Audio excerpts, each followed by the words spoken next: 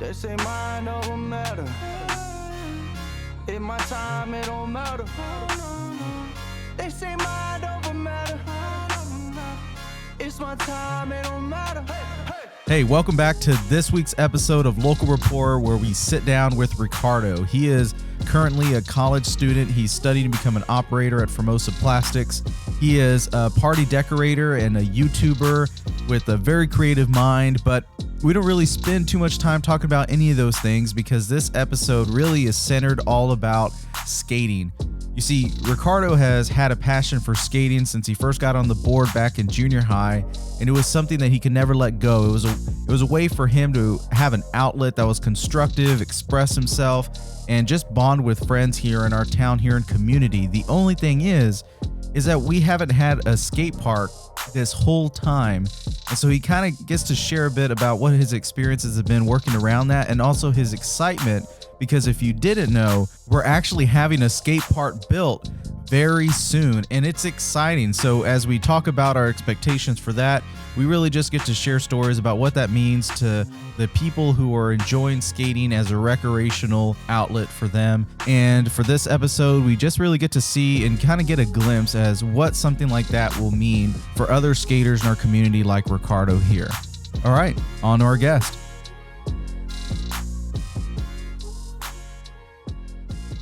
Hey, Ricardo. Great to have you on, man.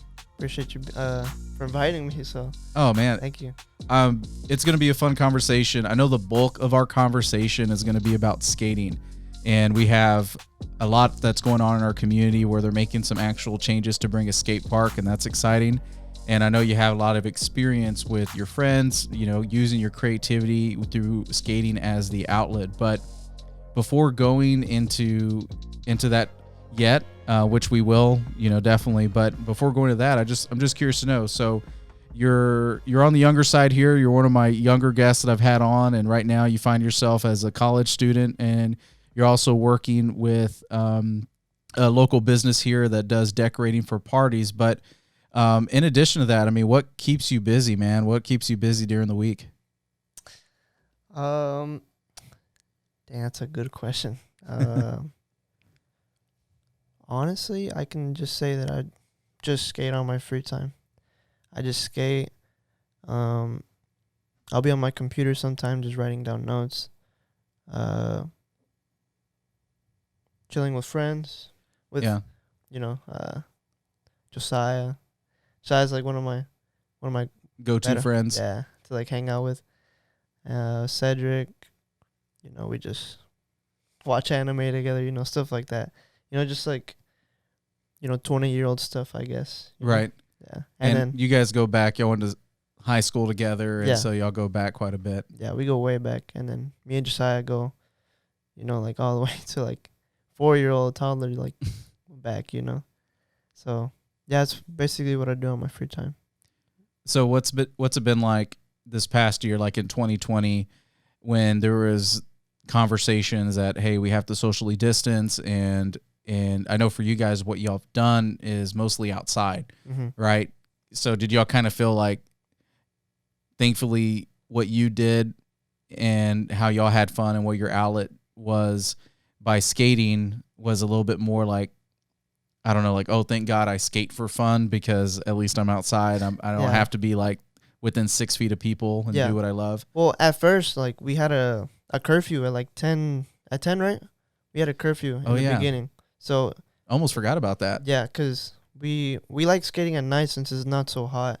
If we would start like at 7, but since there was a pandemic going on in the very beginning, we really didn't go out much. Yeah. Because we didn't want to like get sick, you know, or like contract the virus or something like that. So we were all pretty scared. And we just stayed inside most of the time. We didn't see each other for a good while, all of us.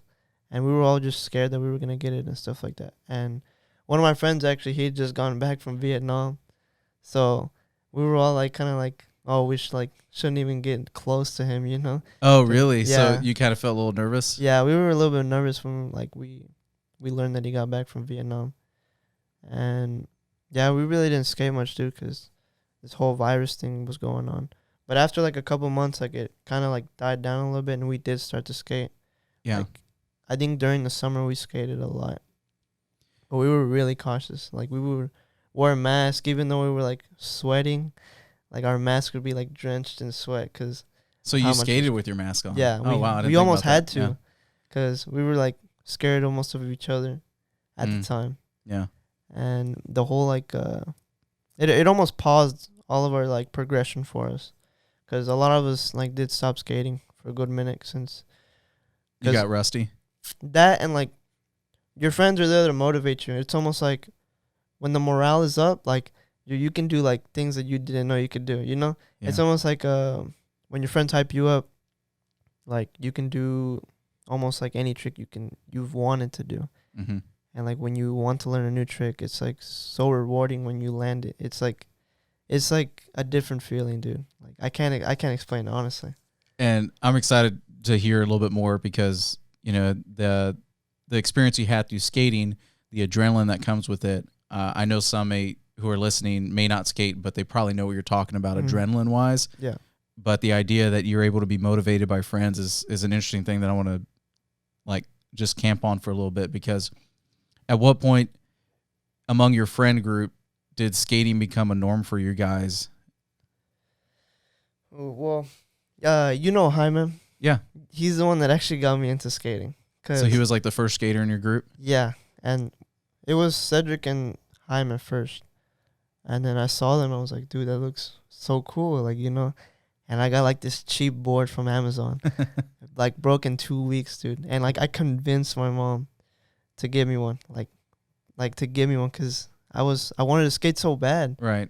And that cheap Amazon board just like really like didn't help. Well, it motivated me. It didn't help, but it motivated me. I was like, dude, I really want to like skate now, you know? Yeah. And like my friends obviously like they were making fun of me that I got that cheap Amazon board. And so did they call it like they told you it was oh yeah, break? They definitely like were like, dude, that's not even a real board. Like, what are you doing? Like, and I'm like, dude, I don't have the money right now, so yeah, just let me skate. Yeah. And I convinced my mom to buy me one, like, you know, because you have to buy everything separately. Wheels, bearings, trucks, deck, grip tape, and the hardware to put everything together. And so I got the deck or the skateboard, and you know my friends were pretty happy for me at the time. Right. They say we got another one. We're you know our group's growing and it slowly started, like the scene that we had, the community, it like got pretty big. Our little friend group that we had. At one time we had like 12 people that like in that circle. And yeah, like, that's big. It was big. And oh man, what was I gonna say? And after a while, like me and Jaime, like I'm not trying to brag, but at the time I didn't have internet or anything, or I just had like a DS, like a 3DS, like that's all I had for entertainment. Yeah. So when I didn't have school, or because we were 15, we were kind of like in middle school, I think, and what I would do is skate like every day after school on the weekends, and like sometimes even at night, even though it was like pitch black outside. And at this time, sorry, just to make sure I'm tracking, were you guys like in junior high or what? We age? we were in middle school. Middle school, Yeah, okay. yeah, so we were in middle school. That's when y'all picked it up. Okay. Yeah, like 6th, 7th grade, around there. Okay. And the guys were noticing that like I was getting like progressively like really good. Yeah. Cause all of them wanted to learn kickflip. It's like you know, just you flip the board around 360 degrees, and they like noticed it. Like we were all together at the time when I landed it, and I remember specifically like Cedric. He was mad that I landed it because all of them wanted to do it, and I was the only one that like really put the time. Well, like they put the time in too, but like I just like it was almost like natural to me that I got it. Right. And at the time, it just became competition for all of us to like motivate each other and just compete with each other. Like who's the best skater out of the group, you know? And that was like a healthy competition that motivated you to get better at skating. Yes, sir. Uh-huh. So like you had people then go from we're competing to now rooting for you to pull a trick off? Yeah. Okay. And it was on it. Sometimes it did get pretty like, I wouldn't say like toxic, but like too competitive, you know? Sure. Because when we play skate, like horse, basically, who like do a trick and you have to do the same trick or you get a letter. Yeah. And we played a lot of skate because we only have flat ground here. Like there's no anything to skate like stairs or anything because we'll get kicked out. And we played a lot of skate. And I would win most of the time. Mm-hmm. I'm not trying to brag or anything. It's just the truth. Out of your group, you were able to hang pretty well. Yeah, against everyone. And me and Jaime, like, we were the two best at skating, or at skate. And we slowly, like, oh, man, it made me so mad when I lost. Like, I was so mad when he would beat me. And it was very few times that he actually beat me. But you remember those times that you lose. Right. Like, it's so, like, impactful on you. Like it's almost like it goes to your pride, you know? Sure. And, oh, man, the competition we had back then, dude, it was crazy. I miss Hyman so much. Yeah, and just for, those who are listening, Jaime is a friend of Ricardo's here that has now gone to compete. Well, I'm sorry, let me backtrack. He's gone to school after he graduated in Nebraska, right? Yeah, Midland. So Midland, Nebraska, on scholarship, I believe, to do powerlifting. Yes. Because he was it's fair to say, pretty decent powerlifter during his time here. So if you've heard of Jaime Rios, it's likely you have. He's been in the Port Lavaca Wave. He's been a name that has been recognized as one of our top lifters here in Calhoun, and comes from a family full of some good lifters too. But he was your good friend that was part of your motivation to get good at skating and compete. And so with him being gone now, you're saying that you missed that? I do, yeah. The competition's not there anymore. Like, there's no one to, like... So now you're looking at your other friends trying to push them to, like, start to... It's pretty kind of detrimental to me, too, because I'm not seeing too much, like, growth on my end either. Because I've been wanting to learn new tricks, too, but, Jaime's not here to, like, motivate me as much as the other guys do, because me and him have a lot of competition when we do the things that we do. Yeah. Have you been able to, and I know some of that we may hit in a bit, but has the lack of having a skate park here yet, which thankfully we will, and so that's, a big, today I learned probably for some listeners is that we're actually getting a skate park, which is awesome. Sir. Now, has there been a moment where you took some of your friends and y'all went like to Victoria to use their skate park or like somewhere else to go skate? Like, what's that been like? So the first time we actually went to the Victoria skate park, we were around 15 years old, and we went we went for Jaime's birthday. Okay. Yeah, and it was like a group of 9 of us, and we fit in the Suburban, and we all went, and dude, we sucked. Like, I'm just gonna be honest, like, we sucked that day. Like, everything was so foreign to us, Like, we had never been inside a bowl. We had never, like, tried a flat bar. We had never tried, like, a ramp or, like, what's it called? Like, a box to, like, grind on. Right. Like, everything was so foreign to us. We couldn't do anything. And that motivated us even more to, get better. Because the kids at the Victoria Skate Park were, like, wow. Like, they were seasoned. They were another breed. Like, they were different. And it, like, motivated all of us to, like, learn and watch more YouTube videos on, like, how to do these things, how to get the confidence to, drop in the bowl. Because, dude, dropping in, it was, oh my gosh, it was scary the first couple of times I've tried it. Is there something else you can compare it to, like, for those that, again, never stepped on a skateboard, so they probably don't maybe have a reference for how quickly you can lose your balance or how quickly you can probably, not, I guess if you don't commit, right? Like you said, dropping into a bowl, you have to really commit because if not, it's just going to be a bad time. So I don't know. Is there like something else you've experienced that is maybe close to that? Or is that just its own whole unique thing? Well, I feel like learning how to front flip maybe. Oh, do a front flip? You have to commit on those things, You can't just... you'll break your neck. Yeah, you can't just half do it, So, when you drop in, you have to lean your whole body forward.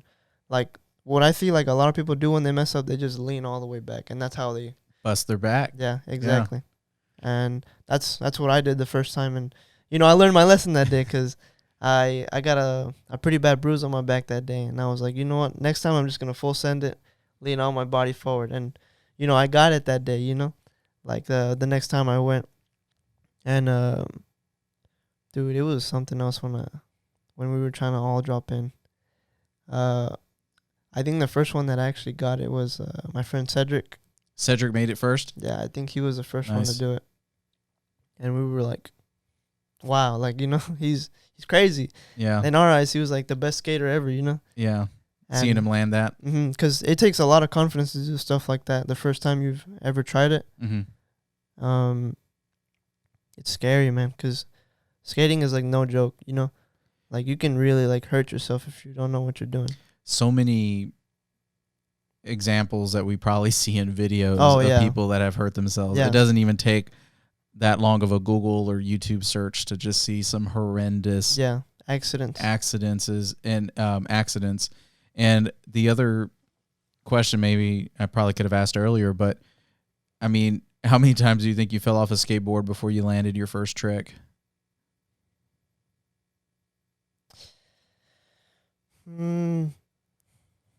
I would say I have no idea. Like so closer to 10, closer to 50, closer to 100? Maybe 100. Right. Yeah, 100. So what do you think like that teaches a person to just keep doing the same thing? Like, I don't know, what lesson do you think's there? It teaches you not to give up, honestly. Yeah. Because that's what's so rewarding about skateboarding too. Because you struggle so much to land something, and when you actually do land it, it's like, wow, like, I can actually do that, The payoff. The payoff is pretty like, sweet. Exactly. The payoff is insane. Like something else. And I think it's really neat that you guys have a group of people that you're able to enjoy in the other successes of each other. Yeah. And, there's something that we kind of talked about a little bit before, getting, this on, like, I guess the record and starting to record. But you talked about that there has unfortunately been in our town here, we're a smaller community here in our town, that skating or skaters have kind of had a bad rap. Yeah. The stigma is maybe you guys are kind of up to no good. Yeah. Yeah. Can you like just share a little bit of like what those experiences have been like, or like why do you think people think you guys are just kind of mischievous and up to no good? So this is like a long time ago. Well, like not really too long, but a couple years ago. So there was another skater group that was like that we didn't know. Okay. Separate. But they would go to the same spots we would. So people would mistake them for us. Sure. So they would just leave trash everywhere, just trash the place, And when we would go to those spots, people would be like, yo, like, why you leaving so much trash all over the place? Like, like, this isn't right. Like, we don't leave trash. Like, we always throw our trash away. Like, we usually put it in the backpacks if we do have trash, Yeah, if there's nowhere to put it. Yeah, because we just don't leave trash around. This, like, for us, it's not, we're respectful, Yeah. Like, okay. You're trying to like, all right, how do I not get heated? Yeah. Maybe. Yeah. Pretty And close to home. We saw these guys again, and we were skating on Main Street. Like there's like a old car that was kind of broken down, and we caught these guys on film. Thank God, because they probably would have thought it was us. But there was a car in the back, old car, rusty car, and they were breaking all the windows on the car. Ooh. Yeah, and we caught them on video. So, like, we could prove that it wasn't us, And, well, after a while, getting blamed for things that you knew that you guys didn't do, you kind of felt like maybe you had to see what else was going on. It was frustrating, man. Like, and after a while, we did find out who those guys were. Like, Gotcha. they went to the same school as we did. We had been in high school at the time, so we knew who they were. And, like, after we, like, got that video and, showed it to the people around in that specific area, like what's that restaurant called? Texas Tradition? Yeah, right there on Main. Yep. And they knew it wasn't us, and they told those guys last time if they saw anything else like that, like they were going to call the police immediately or they were going to do something to them because, like they were trashing the place and we weren't. Right. And eventually the problem solved because they weren't going back anymore. Oh, okay. So that Yeah. that made a change, thankfully, for you guys to kind of not be in that mess. Yeah, I have another story too where we were going to the Southside basketball park. The Southside basketball park were like the abandoned colleges. Mm-hmm. Yeah, we were going there, and we were all on the sidewalk just walking, and this lady, like, for no reason, like, we were on the side of the road, like not even close to the road, honestly. Mm-hmm. And this lady, she just like walks, like drives her car like super close to us, like close to the edge. Yeah. When she was supposed to be going like this way, Mm-hmm. or like on the other side of the road, and she like ran really close, and the mirror almost hit one of my friends, Isaac. It almost hit him, and Isaac was like mad. He was like, raising his hands, like, what? What's your problem? Yeah, like he could have ran us over, honestly, or she could have ran us over, and he went like that. He raised his hands, and the lady actually got out of the car, like, yo, what's your problem? And like, they got in an argument. He was like, why are you driving so close to the edge of the road when you know, like, we're here? Like, what's the point of driving so close to us? And she was just like arguing, saying that she was gonna get somebody to beat us up, and like coming back, and like that escalated. Yeah, it escalated fast. I mean, we were minors, like, like that's pretty serious to say something like that to a kid. Verbally make a threat. Yeah, exactly. And we were all pretty shook because Isaac had stood up for like all of us. Yeah. And we were still like in shock, like Isaac, like, whoa, like, you Dang, really dude, said that. Some guts. Yeah, you said that, like, you're crazy, We were like pretty shook after we just got out of that spot because we didn't want to take the chance for like that lady bringing someone. with it being a small town, you kind of feel like it wouldn't be hard to find y'all, exactly. Especially if someone said something like that. You're like, well, dang, there's only so many spots here that we can probably get picked off at. And we ended up going to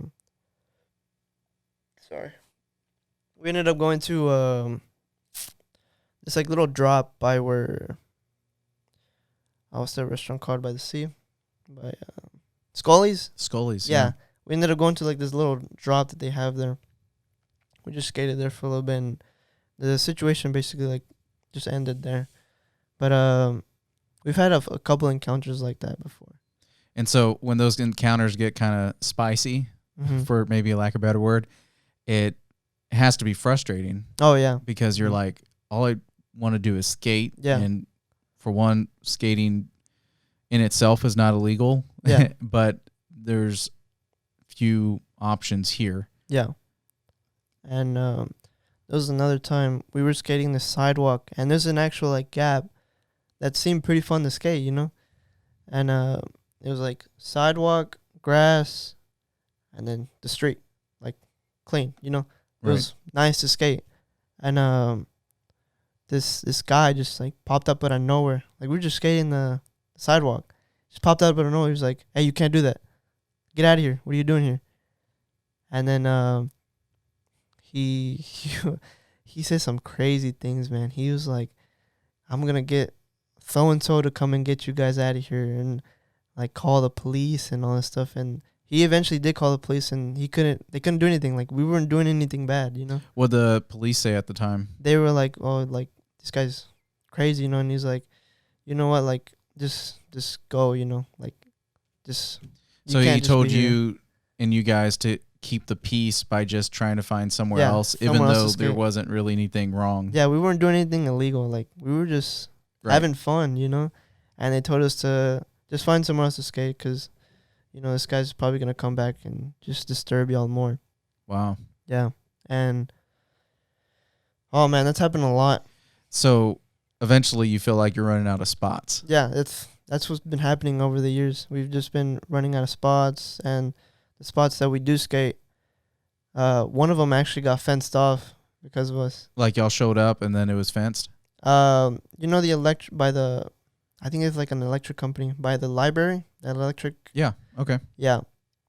We would skate that spot because it was a really nice gap, at least 3 stairs long. And, we would like ollie it, kickflip it, backside 180 it, and we would skate there for weeks, and we didn't have any trouble, like no trouble at all. We come back there one day, and like the whole thing is just fenced out. The whole area is like the parking lot and everything is just fenced out. Wow. Literally fenced. Yeah. So there's no, bartering at that point because they made the commitment and spent money to keep it fenced. Yeah. Thankfully, right, the light at the end of the tunnel here is that our county, and specifically here in Port Lavaca, we're getting a skate park. Yeah. So how'd you guys hear that was even in the works? Like, where did you guys hear about that? And then at what point did it become something that you think the city wanted to invest in? Well, to be honest, my friend Carlos Moreno, his dad had initially like made a statement to the city that we needed a skate park in the city. And he made like a whole like Facebook post about it, like how much like the kids need this and stuff like that. Right. And honestly, they didn't say much at the time. But and when was this? Like, how many years ago was that? I think statement? it was like 2015. Oh my gosh. Yeah. Okay, so this was a 5 year. Yeah. 5 years ago. Oh no, 6 years now, ago. Yeah. And, where he made a big statement and said, "We need this like yesterday." Yeah. Okay. And like throughout the years, there's always been rumors like, "Oh, we're getting a skate park this year. Oh, we're getting a skate park the next year. Like, oh no, like 2 years from now, we're gonna get one for sure." Yeah. And there had always been rumors, but then Harvey happened, and then I think like other stuff happened that like just delayed the whole thing, or like we couldn't use the money that we had at the time to build a skate park. And I Tiana. Oh yeah, so Tanya French, yeah, she's the one that actually approached us when we were skating down in Main Street, where right in front of Texas Traditions. And she had told us like, oh yeah, they're actually gonna build a skate park here in Port Lavaca, like right by where JR Elementary is, by the soccer fields. And we had told her like, are you sure? Like, yeah, like this is a rumor or like legit? You're being serious, right? Like, and she's like, yeah, I work for like so and so. Like, yeah, she's pretty in touch with the city. Yeah, with the city. And we were like, well, like, what's like the specifics? Like, do you know who's building it? Like, you can't just have like some random contractor building a skate park, And she was like, oh, I don't know anything about that, but if you want to join the meeting for the skate park, or like the online meeting for it, we can have you and all your friends on and talk about it. And throughout the years, we had wanted a skate park for so long, because this town or this city was like in desperate need of one. I remember a lot of kids in middle school, like they really wanted to skate. And like they had bought a board, but like there was like nowhere to skate. Literally, they just your driveway. Yeah, exactly. Just your driveway. That's all you had. And for me, like me and all my friends, we would just walk the streets, just finding whatever we could. And to hear that, like we're finally getting a skate park, it's like mind blowing, because it's been our dream for more than 5 years, Yeah. And it's honestly a blessing that we're finally getting one. You guys were able to join that online meeting? Yeah, we all did. We were all at my house at the time. Like, so you guys were all on one screen? Or yeah, what? we were all on one screen, dude.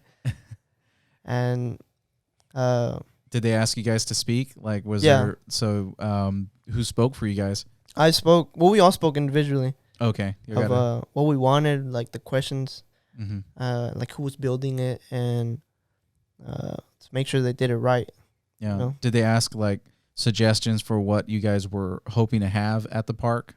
No, they didn't ask that yet. But I forget her name. I forget her name. Tanya. Tanya. Tanya. There you go. Tanya. Sorry. Tanya. She told me that like she'll call me, or they'll call me eventually, that of like the specifics of like what. Like if y'all want a bowl or a ramp or rails. Yeah, of like what we want. That's exciting, man. Yeah, it really is exciting. Did you ever think that you guys are going to become like the representatives for a skate park in Port Lavaca? Honestly, no. I think on my head, it was gonna be like some like random dude that didn't even live here, you know. And all of us were gonna be like, "Yo, like who is this guy?" You know. But it turned out really nice in the end. We're finally getting something that I think is gonna help a lot of youth and a lot of like younger children in the community. Mm-hmm. You shared with me, you know, so we've addressed a few things. We've addressed that not all skaters are punks, and they're not all just up to mischievous trouble. Yeah. Some people genuinely love to skate, and they want an outlet where they can be creative and bond with their friends and have a constructive outlet for them to express themselves. And now for what's on my mind, I think at this time too, because I think it's important to hear that in some of the notes you shared with me, you said that skating has helped you and your friends overcome some obstacles. And so I'm just kind of curious to know, I mean, as dramatic as that may sound, I mean, I'm curious to hear from you. Like, what were some of those obstacles that you feel like you guys, or hurdles that you guys feel you all were able to overcome by simply skating? Well, I know for Hyman, it's helped him a lot in weightlifting. Really? Okay. Yeah. He's told me that, like, if he didn't have the motivation that he got from skating, he didn't think that he's going to be able to do it. Wow. Yeah. Wow. Like, what?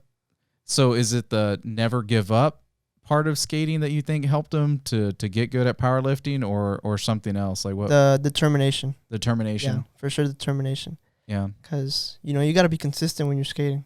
You got to be on point, you know? You got to be like really persistent on the things you do and how you practice those tricks. Because you don't get points for almost pulling a trick off. Exactly. It's either you land it or you fall, one of the two. Yeah. And man, dude, sorry, my voice is getting kind of. Oh, you're good. For me, I would say it's been helping me like on coping with things, I guess, because skating's like a really good outlet to like let things out, you know. Right. It's a really good coping mechanism. It helps me when I'm frustrated, and when I'm just feeling down, dude, because I could be like at my worst, and like skating is always there for me, you know. It's like there, and I can always just like let things go when I'm, you know, skating. And for Cedric, it's kind of the same, because when he says he's down, he just skates, you know. It's kind of the same for a lot of skateboarders, because you can be at your worst, and you know it's kind of always there. For a community like Port Lavaca, I tend to think that our town, for many reasons, there's people that carry heavy burdens here. Mm-hmm. You know, it can be the stresses of life. It can be simply just circumstances that really just come up. Not that they're fair, not that, you know, there are circumstances that anybody's asked for, but they're just hard situations. And in a small town, it can be very easy to just get, I mean, just psyched out of even trying, or, you know, this isn't me making assumptions about the decisions of certain people. This is just me saying that, you know, I grew up in a small town. I grew up in Bloomington, you know, so I mean, I know what it's like to have a few options on the table. And what ends up happening is, if there isn't joy or purpose or things that kind of spark motivation, you know, you can easily just kind of find yourself in a funk. And all that does is it just builds and it grows, and it makes it very easy for you to be susceptible to just making self-destructive decisions and choices. And so having options, right, for a town like this, where, you know, just like everybody, it's life, you know, you could feel way down, you know, even as a high school student, even as a junior high student. I mean, for me, I look at what our students are going through, you know, and I'm like, this is an interesting era in history. There's a lot going on. I feel for y'all. I feel like every person born in the past couple of decades has probably experienced nonstop historic moments that are really just not ideal for maybe maybe finding the best footing when it comes to figuring out life. But what I think of though is that, just on your face, I can see it, having one more option to get a sense of motivation and drive can make all the difference. Yeah, for sure. It's the same for a lot of my friends. Cedric says that, I think it was on the newspaper, that it's something that he really enjoys, and he's really happy to see that the city's finally taking notice that, skaters that, enjoy this kind of stuff, Yeah. And it's like a coping mechanism for a lot of people. And I've even seen like some of my younger brother, he's in middle school right now, that a lot of his friends that he knows are starting to skate too. Yeah. And that it's something that they really enjoy too. And even my little brother has picked up on skating too, because he sees me and he's like, whoa, I want to do something like that too, like. Oh my gosh, for sure. Yeah, like your little brother picks up a lot of like what you do, and he's picked up his skateboard and just, it drives him too. And I'm really proud to see that, he's advancing. You get to see him do some things that. Yeah, it almost like, it's like reliving like, kind of what I went through. Yeah, vicariously you're like feeling that sense of satisfaction when he lands a trick. Yeah, makes me really happy to see him like, succeed in those types of things. Because he's already learned how to ollie, and I'm like, ollie is like probably one of the hardest tricks to learn when you're beginning. Mm-hmm. And now that the skate part's coming around the corner, I'm pretty sure you're stoked for them. Yeah, they're gonna be so good, dude. I'm kind of jealous that they're getting one this early on, because if we had one that early on, we would be like on a different level. But I'm still happy for them that they're getting something. Well, it's neat because I think they can see the excitement that you guys have for skating, and then whenever you're there, obviously you'll likely be showing a few people some tricks. Yeah, and that has to be pretty cool. Mm-hmm. It's very exciting for me and for the youth, and I'm just really happy that Port Lavaca is finally taking notice to us, that you got skaters in your city that want to skate but can't, of the limitations they have. And now, do you think that with the park being built and the excitement that comes with that do you think we would ever outgrow the park by having so many skaters, or do you think that the park itself should be pretty sustainable? I don't know. Like, do you feel it needs to be a certain size, or what's your vision for what a park should look like here? Well, I don't think a park needs to be big to be good. Okay. I just think it needs to have the right things in it. Yeah. Like of what the surroundings are like, because the park is supposed to be like kind of like what the city's supposed to be like, Yeah. I would say, because the budget is $300,000, right, and it's gonna be all concrete, which like is really good. A lot of like the smaller cities get like just metal and wood, and that doesn't last very long. And I like what they said in the meeting. They were like, we want something that the youth can be proud in and take care of over the years. And that really stuck with me. Take some pride in. Yeah, take some pride in your park, Yeah. And so the locals can have something to be proud of. And that takes me kind of another point. Like, hopefully, like in the future, we get a skate shop. Because, like. Okay. Yeah, a skate shop and a bike shop maybe. Right. To where, kids don't have to order online. They can just, go to the local skate shop and buy, whatever the skate shop is called. Their decks and what they have, and it'd be like a really like you cool. said, it's not just an all-in-one board. You listed it off at the beginning of our episode here. You said that like wheels, grip tape, your deck, bearings, all that kind of stuff.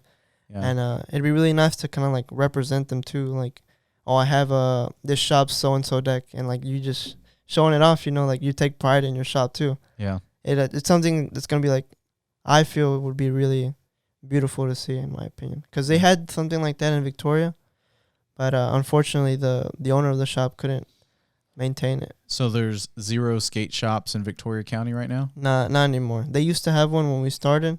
Wow, that is a bummer. But man, like as soon as we went, it's as soon as as soon as you guys figured it out, and then y'all went and it cut gone. Wow, gone.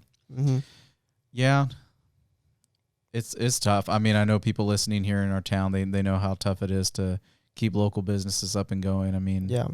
For better, for worse, we have many who are very passionate about certain, I mean, for them, I mean, it's whether what lifestyle or business practice that they have. You know, Port Lavaca is known for having businesses that unfortunately just, I don't know if it's just due to our size or prices to lease buildings. I don't really know. That's above me, but I know it's been tough when we're rooting for certain businesses to make it and they unfortunately don't. And that's always tough to see.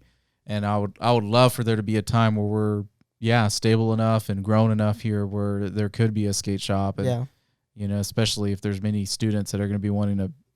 Yeah, I'm pretty sure when the Skatepark comes, like, a lot of youth are just going to be like, get there, just wanting to skate, or just buying decks and just, you know, hopefully shredding the park, you know?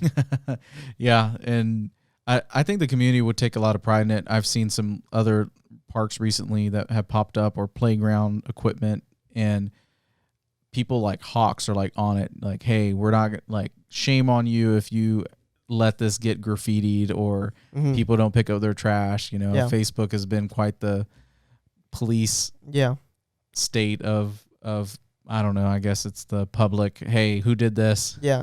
Keep them honest. Kind of like going off of that, in Victoria, like, they have a really bad problem with that, with keeping it clean, or what? With graffiti. There's just graffiti all over the place, and in my opinion, it just makes the thing look ugly. Like, it looks so bad in my opinion. And I hope, like, we take enough pride in our skate parks and, like, not paint all over it, because I like to see it just clean, like, nice, you know? Yeah. Take pride in it, because I know the people in Victoria, like, they take pride in their stuff, but just random people they're graffitiing stuff. And it may not even be anybody who even skates, right? You know, it's just kind of like random people territory. Like, when the fair's there, like, they have the fair, like, right next to the skate park.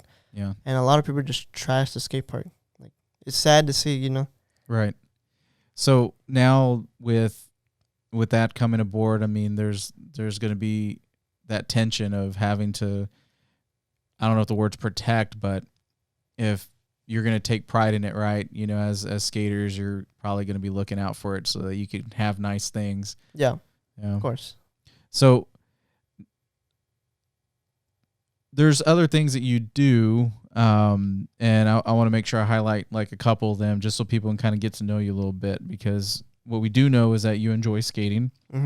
What we do know is that you're not causing mischief or mayhem out there in the community. Correct. You've been able to find, you know, some passions that you're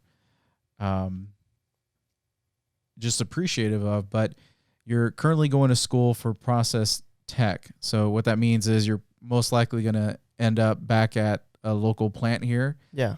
Formosa. You'll likely go to Formosa. Yeah. You have I almost feel like I'm talking about someone who's, like, planning on going to college somewhere. Like, where do you have your eyes set on? So you're looking at Formosa. It wouldn't be your first time going to Formosa, though. Yeah. I used to work there as a scaffold builder, or as a scaffold helper. Yeah. And I just have to say, for those listening, if you haven't seen any scaffolders work, they're a special breed because they do some wild stuff. Yeah, you're pretty high up in the air when you're doing the scaffolds. Me and Samuel were talking about earlier, you're literally building where you work. Yeah. On the floor you work. You're creating your own floor as you're in the air. Like, again, 40, 50, 60, 8, you name it. There is not a height that doesn't seem to get covered by scaffolding out there in the plant. If there's equipment, it can be 60 feet in the air, and if it needs to be reached and it's a little bit obscure, they call you guys out there and y'all get it done. Now, the reason I just bring that up is because, you know, you have a passion for skating, but, you know, you're a part of other things here in our community too. You know, you're looking at coming back to work as from a scaffolder to now you're going to be an operator, going to school for that. You currently are a party decorator, right? Yeah.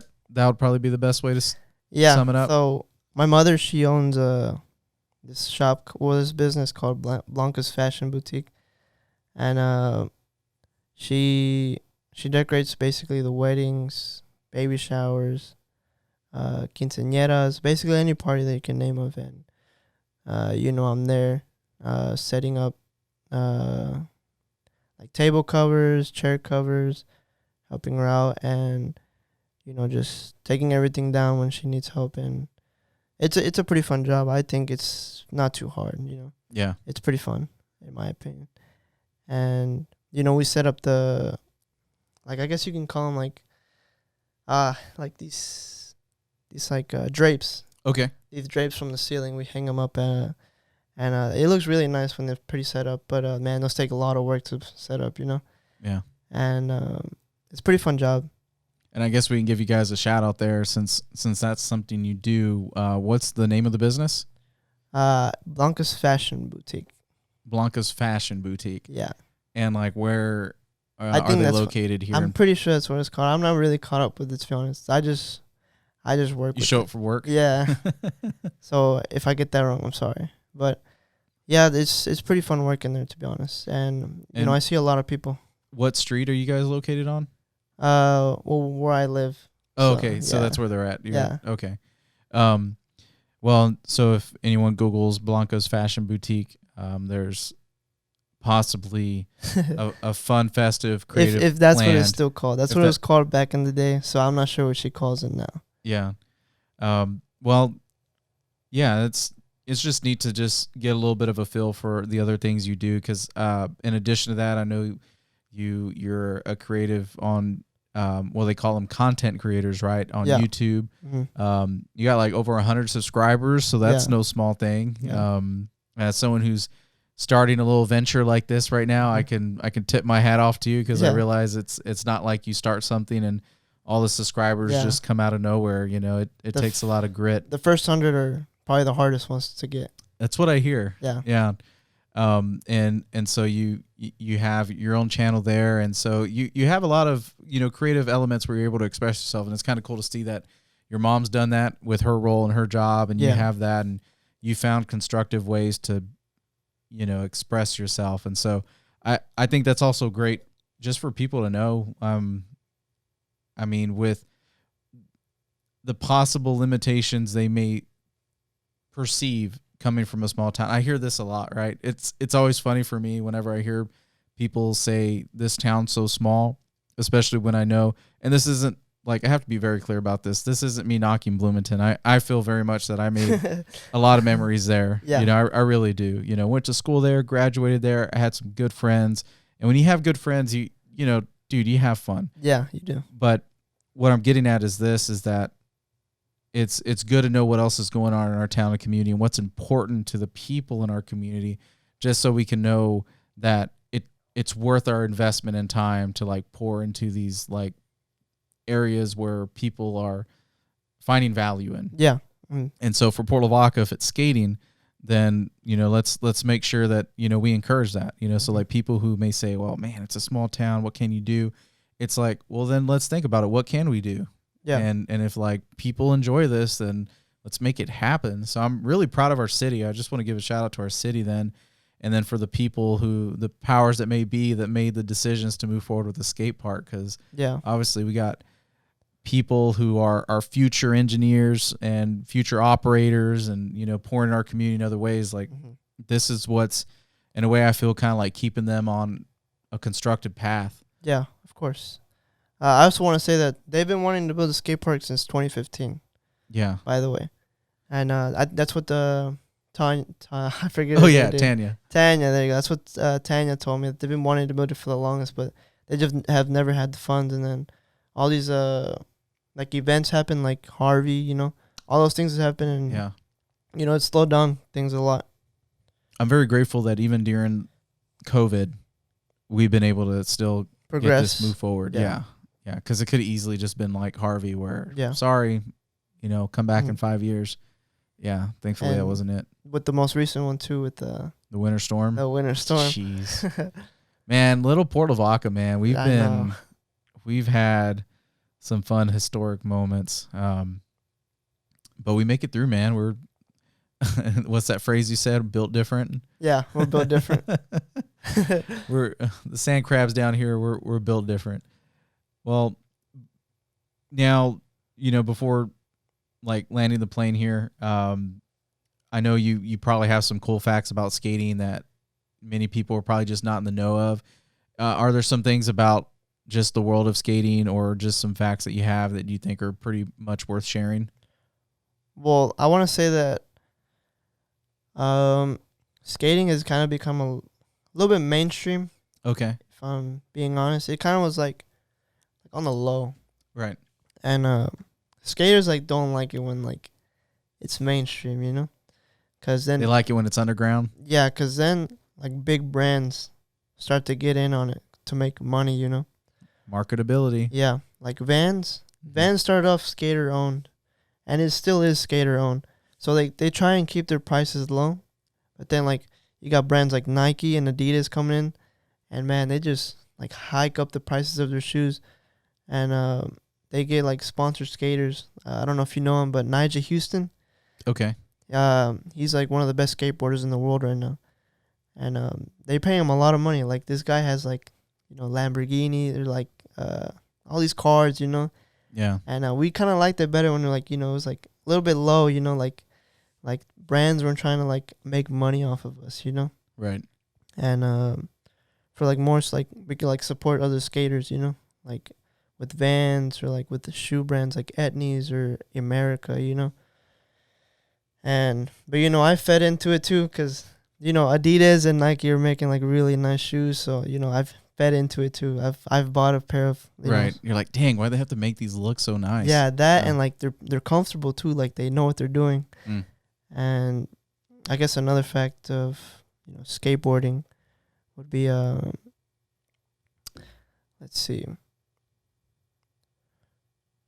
So Tony Hawk. Yeah.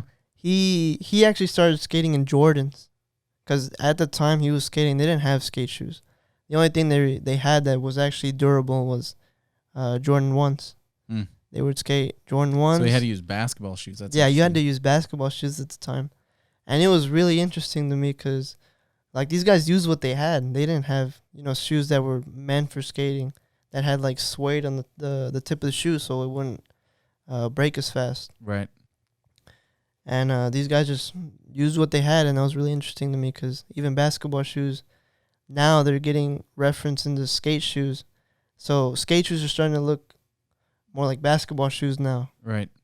And less like the Vans, kind of like the well-known skater sneakers, shoes. you know? Yeah. And they're starting to look a little bit like more, you know, fat too. Mm-hmm. And it's pretty interesting because,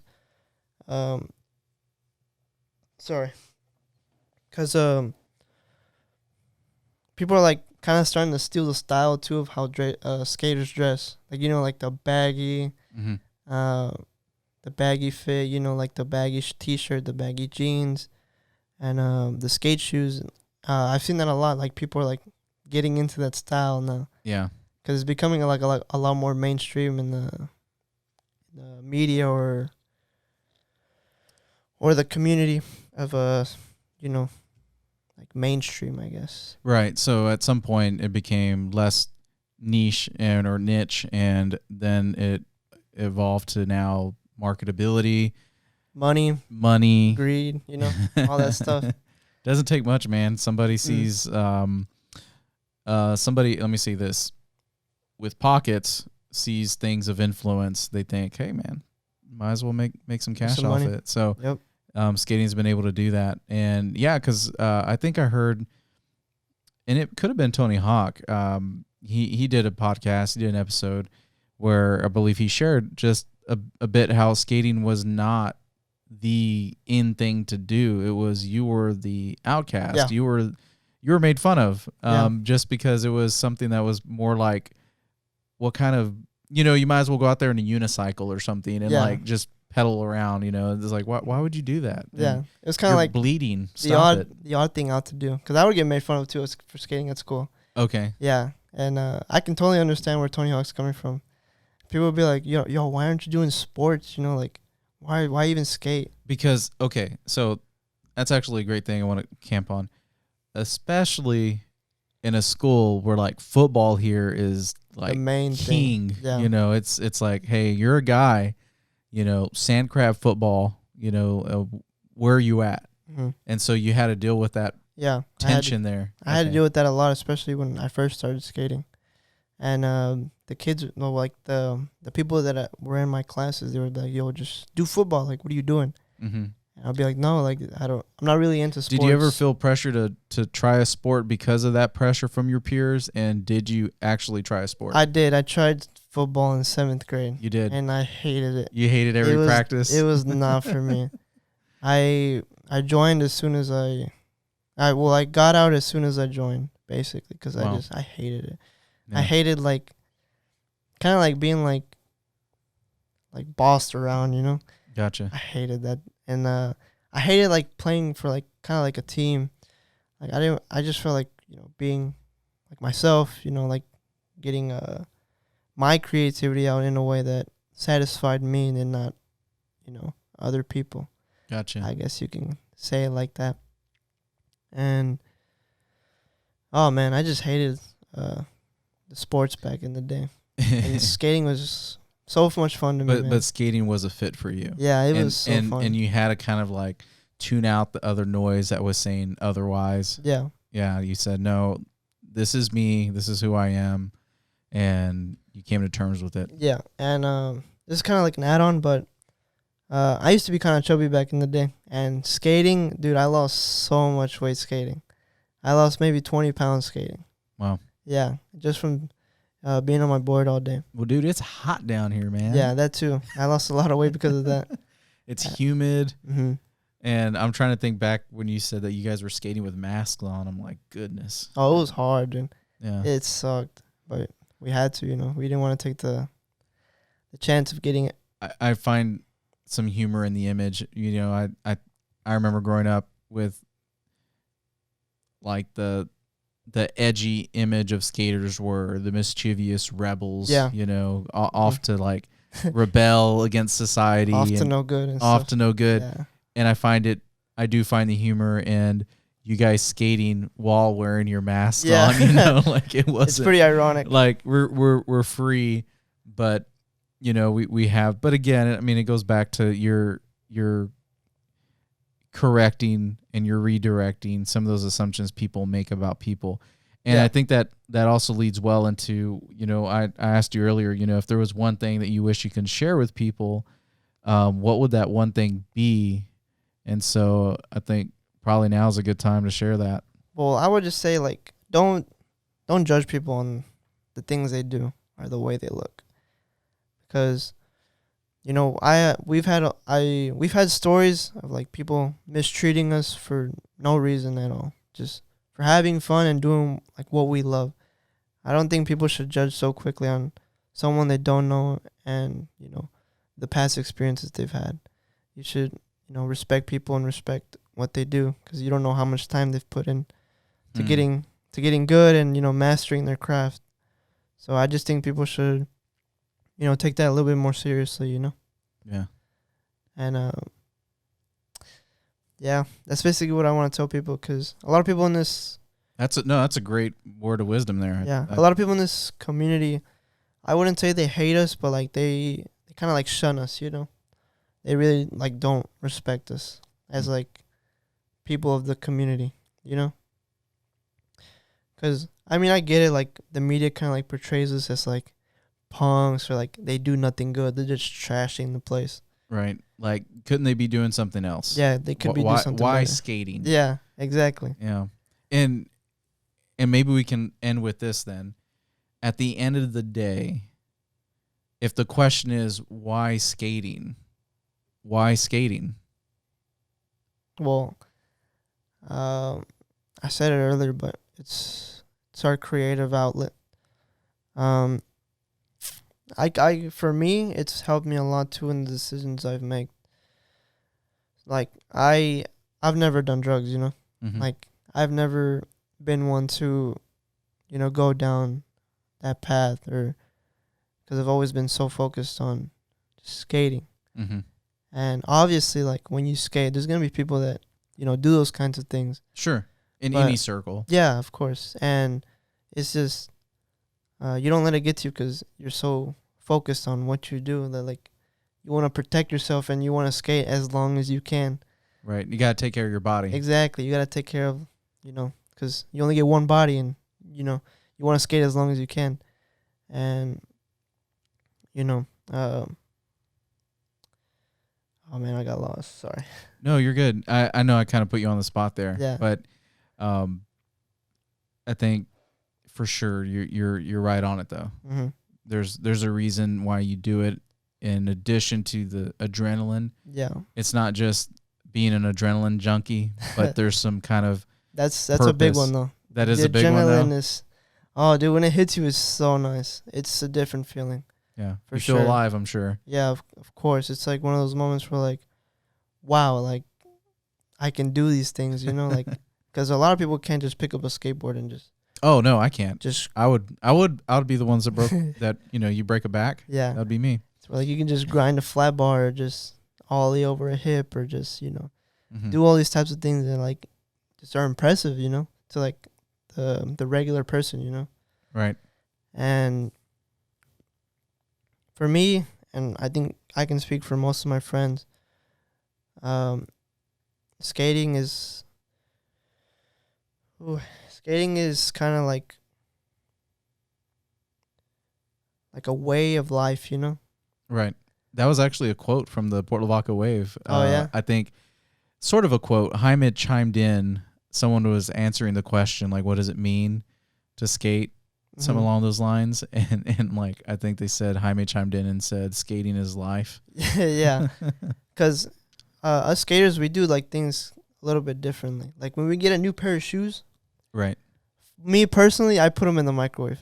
Okay. Yeah. Never heard of that. Yeah. What does that do? So you put them in the microwave for 30 seconds so they can like wobble out, because I can speak for a lot of skaters. When you get a new pair of shoes, it just absolutely sucks to skate. Oh, to break them in? Yeah, break them in because you're not going to land anything. Yeah. It's better to like skate with an old board than with the new board than with new shoes. Even though it's so nice to get new shoes, you always have to put them in the microwave. Because I've noticed that it's better. Dang. It might be a mental thing. I learned something, yeah. It might be a mental thing, but for me, I always skate better when I put this. You notice the difference? Yeah, I've noticed the difference. It's like more wobbly and... Do you have to microwave it before you go out, or is it just like a one-time thing? A one-time thing. Okay, yeah. So you get new shoes, yeah, give them some give, and then go from there. Yeah. Gotcha. And I learned that like a long time ago. I was on YouTube. I might as well try it. Another thing that I learned is like some people don't like the way their board concave, so the board is like this. Mm-hmm. And a lot of people don't like that. And they like it like super flat, like maybe like this. Right. Super flat. So what people will do is they'll get the board and they'll get their car and they'll like really put their car over the board so it can flatten out. And I feel like that would affect the integrity of the board. Yeah, it does. It makes the concave go down a lot. And some people say don't try it because it can obviously break the board, but yeah. A lot of people say that it's so much better skating like that. Right. I personally haven't tried it because it's too risky. Because $60 a deck is too much, Yeah, those decks aren't cheap at all. No, I don't think that's also as well known and I mean I've seen some beautiful custom decks. They're hundreds of dollars. Yeah, it's wild. Mm-hmm. Maybe we'll end with this. I keep saying that, but Tony Hawk recently landed the 720. His famous, I believe it was the 720. Is it 900? It's the 900? Yeah. Did you see the YouTube video of him landing it? Yeah. This past year, I believe. Yeah. A few He months. did it again? He did it again. Yeah. And I think it's kind of like one of the presumed last times, if not. I mean, he can do it again, I'm sure. Yeah. But it was interesting to watch this video of a very successful skateboarder, Tony Hawk. That's like a household name, being frustrated and trying his best to land a trick that he had dominated. Yeah. Literally like decades prior, right? Mm-hmm. What is like seeing a video like that from someone who's as established as a skater as Tony Hawk? Like, what, I don't know, what does seeing something like that mean to you? Well, it's kind of relatable because all skaters are like that, Yeah. It's not, you don't see behind the scenes of like what goes on. Like I could post like me landing a trick and people will see like me actually trying to land it. Like, I can feel, like, what Tony Hawk felt there because, man, it takes so many tries to land something that you really want. And I think Tony's, like, 50-something. Oh, yeah. He's well still, in his 50s. He's doing, like, crazy things even as a 50-year-old. And it made me really happy seeing him land that because he still has a couple years left in him of skating. Right. And you can see how much it means to him. Yeah, and he's made a living off of skateboarding from, I'm pretty sure you've played the games, Tony Hawk games. That's as much involvement as I've had with skating Yeah. is playing the games, yes. The games, oh my gosh, dude. I don't even get started with the games because the games were so fun back in the day. Yeah. And I think that's kind of the reason too, like, skaters get a bad rap because of the Tony Hawk games. I know there's like the mischievous acts you do during the game. Yeah, exactly. Yep. And it kind of magnified maybe the assumptions that are made about skaters. Yeah. But especially the rebelliousness. Mm-hmm. But yeah, I'm pretty happy that, Tony Hawk landed that trick because it's pretty inspiring, to be honest. Yeah, to be in your 50s, I mean, and you land a trick, and I just love the determination. Like, there's just some things that you brought up here while we've been talking that it made me think of that video. Yeah. And I thought, man, that probably has to be a significant thing for you to see because you kind of understand that that's something that no matter how established you are, you're always going to have this probably edge that's going to push you and motivate you to leave it all out there, to be the very best you can be, even if it's just for a moment. It's worth all the work. It's worth, like, the headaches, the scrapes, the almost fractures, but you get to land something that at one point seemed impossible, but now isn't anymore. Exactly. So I feel like there's some good lessons for life there, man. So to me, this was fun. And, just to wrap it up, I just want to say, for one, thanks for your time. Mm-hmm. I'm excited to get, a little bit more, details about what's going to be done here pretty soon in the near future when it comes to the Skatepark. Mm-hmm. And I look forward to seeing you guys out there, man. Can I I'll add definitely one more come thing? check you out. Yeah. So skating is actually going into the Olympics. Really? Yeah. Did not know that. Yeah. It's going into the Olympics, and a lot of skaters are happy about it, but there's, like, the small group that's not because they want it underground. But at this point, it's kind of mainstream thing. Yeah, it's kind of too late at this point because it's already mainstream. So, but I'm pretty excited to see, like, who's actually going to the Olympics because you got, like, a lot of household names in this generation that are gonna go to the Olympics, and I wonder how it's gonna work out, in my opinion. Right. Imagine getting a gold medal. Like, I remember seeing the X Games, and there's been some other competitions. Man, I probably should ask you that. Have you thought about going somewhere for a competition? No, honestly, I'm not that good at skating. Right. You're like, hey, let me get a skate park first. Yeah, exactly. And, like, being able to spread my wings here, and then we'll go from there. Gotcha. And yeah, man, it's exciting to see who's gonna be in the Olympics and how it's gonna be like, because I've seen, like, a lot of posts saying like how they're gonna do it. Because I don't know if you've heard about Street League. Rob Dyrdek made that. Okay. Yeah, and he's made a lot of money off of it, and it's almost and it's pretty famous now. Like, a lot of professional skateboarders go there, and they even spread their wings there, like smaller skateboarders, and that's where they pop off. Like, people say like, yo, this guy's crazy. Like, where does this kid come from? Yeah. And it's really shed the light on the younger talent of the community. What's upcoming? Yeah. And really would be here to stay for a while. Exactly. Yeah. I mean, Tony Hawk had, man, an amazing run, but you're going to have others who they learn from that, and they're able to, dare I say, stand on his shoulders and do some things maybe he didn't do. Exactly. Overpass him, because there's a kid already that did a 1080, and, like, I saw that. Yeah. Dude, what? Yeah. And Tony Hawk did the 900. It's like, you one up to him. Like, that's crazy to me. That is crazy. That's insane, dude. Like, a 1080, like, who does that? You basically you stopped in midair, because to be able to get that much rotation off any kind of move.